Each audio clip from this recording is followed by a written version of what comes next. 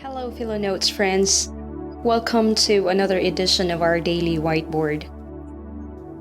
In this edition and in the coming 3 other editions, I am going to present the history of the development of Greek philosophy. We at PHILO-notes argue that the teaching of the core subject, Introduction to the Philosophy of the Human Person, requires the discussion on the historical development of philosophy.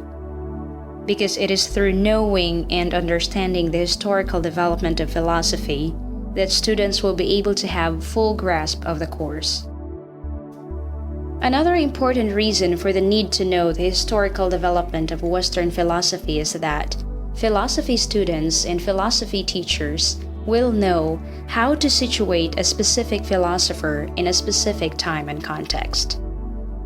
As observed, some philosophy students and even some teachers do not know where to situate a specific philosopher in a specific epoch. For example, in discussing ancient Greek philosophy, some teachers simply lumped philosophers together to the point that one doesn't know where and when, for instance, Socrates entered the scene, and what specific problem that he attempted to address or respond to. Thus, in this series of editions, I will specifically highlight philosopher's point and time of entry, as well as the problem that he attempted to respond to. The whole discussion on the historical development of Greek philosophy is divided into 4 parts, namely, the problem of the world, or cosmology, the problem of knowledge, or epistemology, the problem of freedom, and the problem of religion. It must be noted, however, that I will only schematically trace the development of philosophy in these periods, because the main concern here is just to know the origin of Western philosophy and its development. Thus, I will not discuss in great detail the specificity of each of these periods. Now, in the first part of this series of editions, I will focus only on the problem of the world, which is the first problem that the ancient Greek philosophers attempted to address. The first problem of the Greek philosophy was about cosmology, that is, the explanation of the nature of the world as it was experienced by the perceiving mind. Thus, the first question being posed was, what is the basic material of which the world is formed? This question was answered by the 3 most illustrious philosophers of Ionia, namely Thales, Anaximander, and Anaximenes. Thales, the acclaimed first philosopher of the Western world, claimed that the basic stuff or material of which the world is formed is water.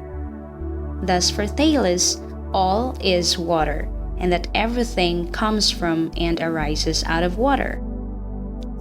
However, Anaximander, who was known to be one of Thales' students, was not convinced that water is the basic stuff of the world. For this philosopher, the basic material upon which the world is formed cannot be determined.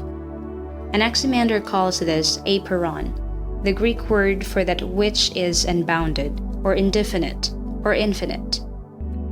But Anaximenes, also known to be another student of Thales, disagreed with Anaximander and argued that the basic stuff of the world can be determined, yet it is not water as Thales would have us believe. For Anaximenes, all is air, and that everything comes from and arises out of air.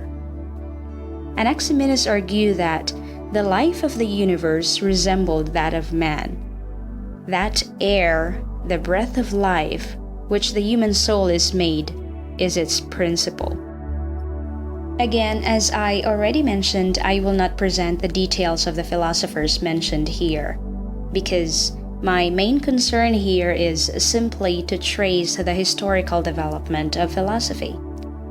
And for a detailed discussion on the life and works of the philosophers mentioned, you may refer to the Internet Encyclopedia of Philosophy. Now, going back, as we can notice, the first question of philosophy deals with matter only, that is, again, the basic stuff of the world, it did not address the question concerning substance, that is, the principle upon which order or creation is based. Thus, the second question was posed. In what consists its fundamental form, its principle of order? This is where Pythagoras came in. To be specific, this was the question that Pythagoras attempted to address, and not simply the basic material upon which the world is formed. Again, this is what I meant when I said before that we need to know the intellectual history that surrounds a particular scholarship. That is, we need to know the historical development of philosophy so that we will know where to situate a particular philosopher in a specific context and time. In this way, we do not just lump philosophers together in discussing their philosophies in a specific historical period. To reiterate, all philosophers are addressing a specific problem or problems in a specific time and context. And so for Pythagoras and of course the Pythagoreans, the essential reality of things can be completely expressed in numerical terms. Thus, the formal order of the universe can be conceived mathematically. For Pythagoras, therefore, all is number. In other words, numbers are the principle of order of the universe. Thus, for Pythagoras, everything can be explained in numbers. It is also important to note that the ancient Egyptians also conceived numbers as the underlying principle of all things.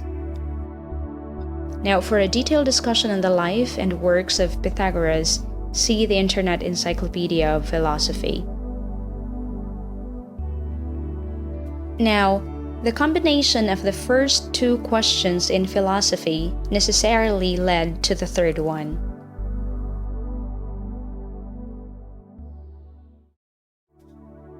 How do things arise? This question relates to world process, that is, the origin of the world. And this is a necessary question for the ancient Greek philosophers because when the principle and the real ground of all things are determined, the next question would be, how do things result from their real ground and principle? This is precisely where Heraclitus and Parmenides entered the scene. Heraclitus attempted to address this problem of world process, while Parmenides and the Eleatics, such as Xenophanes and Zeno, denied the idea of the world process. Heraclitus of Ephesus argued that logos fire, that is, fire or perpetual change, is the universal principle. Logos fire, therefore, is the cause of order, proportion, harmony, and rationality in the continual flow of things.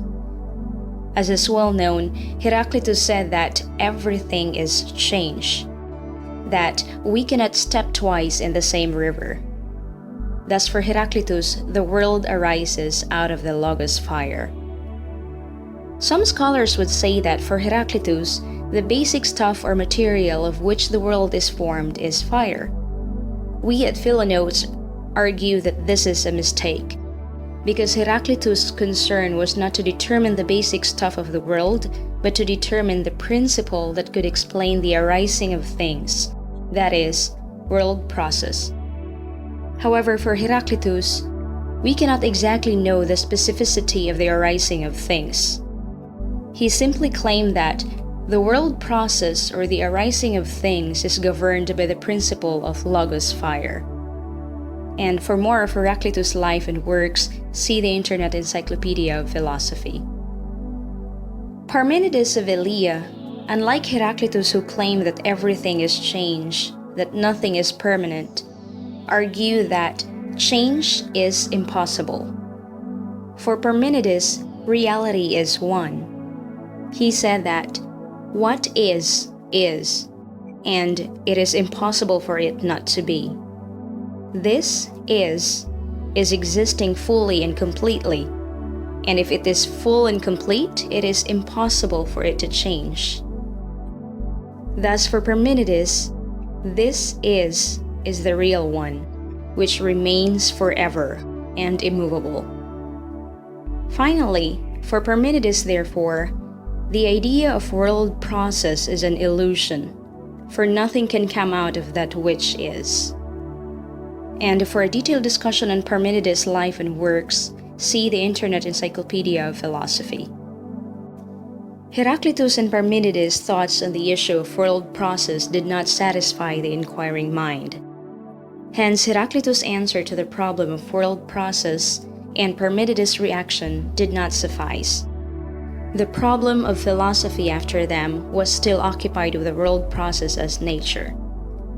Thus, for the inquiring mind, this problem must be solved. The world process and the origin and formation of all things must be explained once and for all.